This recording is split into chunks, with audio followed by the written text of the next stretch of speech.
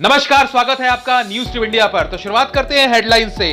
PM Modi आज बिहार की चुनाव रैलियों में। बिहार में मुफ्त कोरोना वैक्सीन, रेलवे जल्द शुरू करेगा बैग्स ऑन व्हील्स सेवा। भारत की ट्विटर को चेतावनी, ठंड में स्वाइन फ्लू की तरह बढ़ सकता है कोरोना। अमेरिका से पैट्रियटिक सिस्टम को क्यों खरीदना चाहता है तुर्की। पाकिस्तान में गृह युद्ध की स्थिति। अब खबरें विस्तार से। पीएम नरेंद्र मोदी आज बिहार विधानसभा चुनाव के सिलसिले में सासाराम में पहली रैली करेंगे। फिर आगे रैलियों का सिलसिला भागलपुर और गया में जारी रहेगा।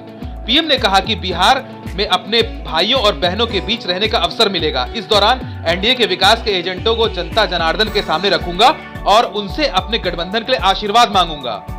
केंद्र सरकार कोरोना की वैक्सीन खरीदकर उन्हें राज्यों को उपलब्ध कराएगी। केंद्र सरकार ने बाकायदा इसके लिए एक्सपर्ट का ग्रुप बनाया, जो कि वैक्सीन खरीदने से लेकर उसे लोगों तक पहुंचाने के पूरे प्रोसेस को संभालेगी।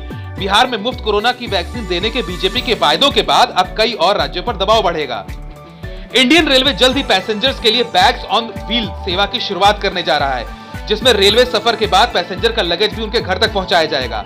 शुरुआत में यह सर्विस नई दिल्ली हजरत निजामुद्दीन, दिल्ली सराय रोहिल्ला, दिल्ली छावनी, गाजियाबाद और गुरुग्राम रेलवे स्टेशन पर उपलब्ध होगी। डोर टू डोर सर्विस के लिए पैसेंजर्स को अलग से फीस देनी होगी। रेलवे के ऐप से बुकिंग करनी होगी। इस सर्विस को सीनियर सिटीजन्स और हैंडीकैप्ड लोगों को सुविधा होगी।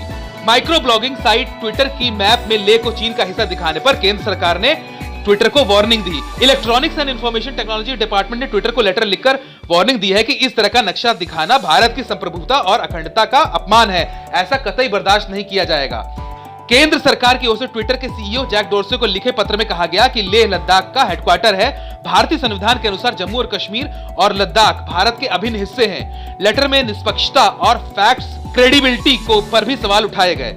ट्विटर ने इस पर अपना पक्ष रखते हुए कहा कि ट्विटर भारत सरकार के साथ काम करने के लिए प्रतिबद्ध है। हम इस मुद्दे से जुड़ी भावनाओं का सम्मान करते हैं। सर्दियों में स्वाइन फ्लू की तरह रफ्तार पकड़ सकता है कोरोना। एम्स के डायरेक्टर रणदीप गुलेरिया ने कहा कि जिस तरह सर्दियों में स्वाइन फ्लू तेजी से फैलता है, कोरोना भी एयर पॉल्यूशन की वजह से तेजी से फैल सकता है। अब खबरें विदेशों से। रशिया से S-400 एयर डिफेंस सिस्टम खरीदने के बाद अमेरिका से पैट्रियटिक सिस्टम खरीदने की तैयारी में है तुर्की। तुर्की के डिफेंस मिनिस्टर हुल्सी अकार ने कहा कि रशिया से S-400 खरीदने के बाद अब हम अमेरिका से पैट्रियटिक सिस्टम खरीदने की तैयारी में है। S-400 का अधिग्रहण हमारे लिए प्राथमिकता नहीं बल्कि वक्त की जरूरत है। इसका मतलब ये कतई नहीं कि हम नाटो से अलग हो गए हैं। अमेरिका ने तुर्की पर पहले से ही कुछ पाबंदियां लगाई हुई हैं। तुर्की अमेरिका और रशिया के साथ पावर बैलेंस रखना चाहता है। पाकिस्तान में सेना, पुलिस और विपक्षी दलों के बीच तनाव जारी है और इस तनाव की वजह से अब पाकिस्तान में गृह युद्ध की स्थिति पैदा हो गई है। सिंध पुलिस और पाकिस्तान आर्मी के बीच संघर्ष जारी है। कुछ मीडिया रिपोर्ट्स के हवाले से खबर है कि अब तक इसमें 10 से ज्यादा लोगों की मौत हो चुकी है। इनमें से 5 सैनिक भी हैं। इसकी शुरुआत 16 अक्टूबर को हुई थी, जब पाकिस्तान डेमोक्रेटिक मूवमेंट ने रैली आयोजित की थी, जिसमें मरियम नवाज ने पाकिस्तान के पीएम इमरान खान को खुले तौर पर कायर और कठपुतली कहा था।